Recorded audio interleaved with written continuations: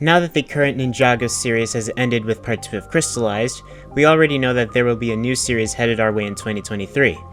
As far as we know, this new series will not be considered Season 16, so we can safely assume that it will either be getting a prequel or a sequel series or something else entirely. Since we have no idea what's going to happen, today I want to talk about what a 2023 installment could look like and other ideas I have for the Ninjago franchise both in and out of universe.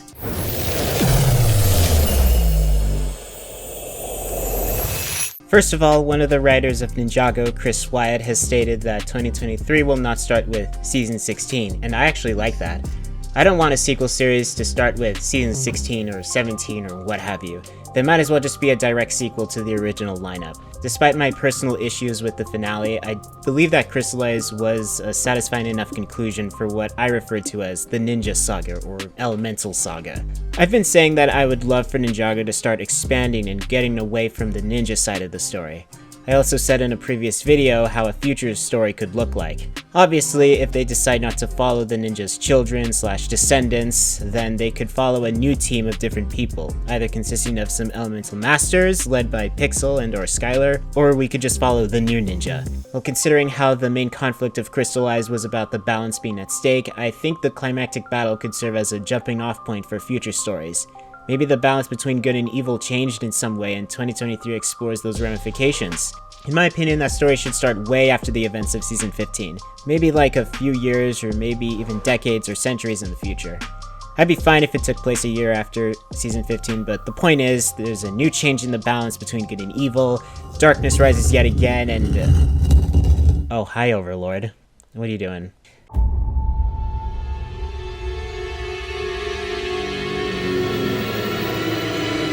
Anyway, I do think the Overlord's actions could be used as the basis for this new series, similar to how Thanos' actions had ramifications in the Multiverse Saga. When you spend centuries planning to shift the balance between good and evil and destroy it entirely, odds are you probably thought of a few contingencies. We've seen him having multiple backup plans in the form of a digital virus and Project Arcturus. Just goes to show how cunning he really is. If he had the foresight to anticipate his own failure in Crystalized, he might have left behind another failsafe in the form of another big bad. As for this big bad, it could be anything, but I personally would like the villains to be more modern and futuristic rather than some ancient set of villains who have returned for centuries of vendetta. But the point is, his influence and legacy is just as big as the ninja.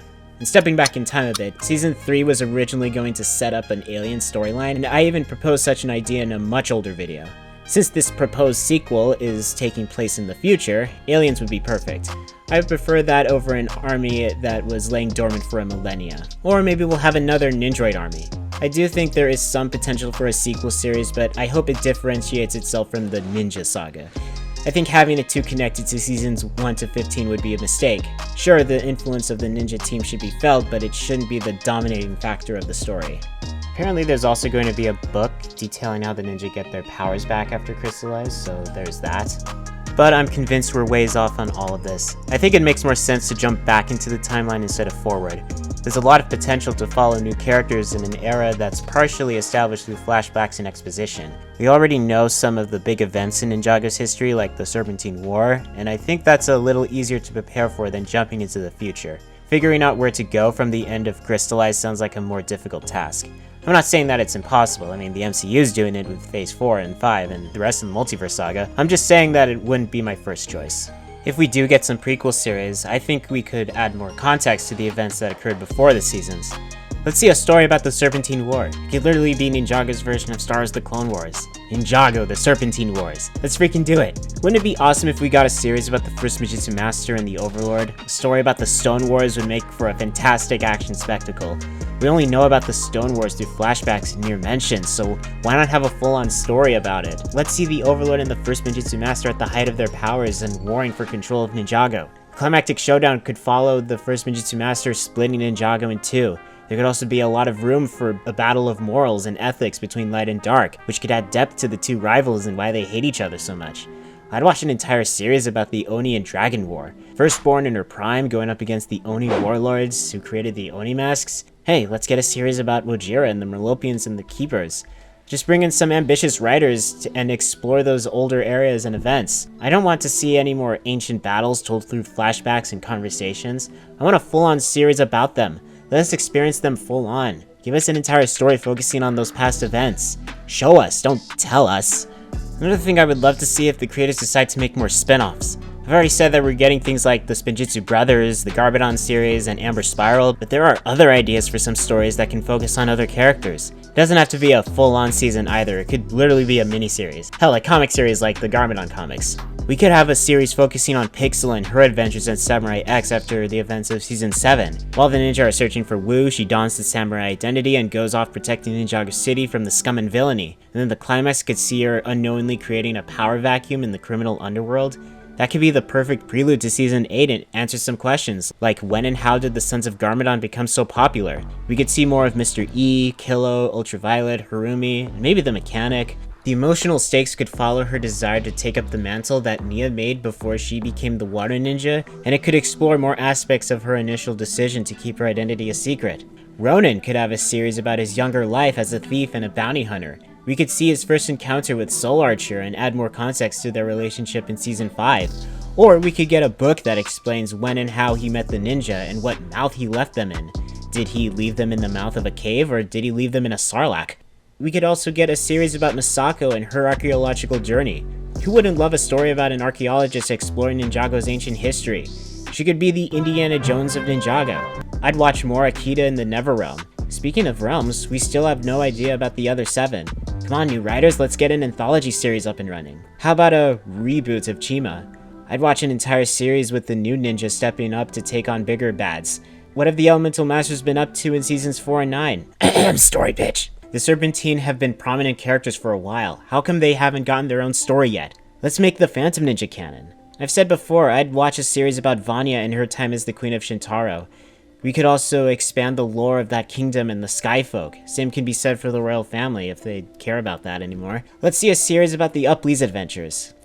Man, so many ideas, so many characters, and so many places and eras to explore full on.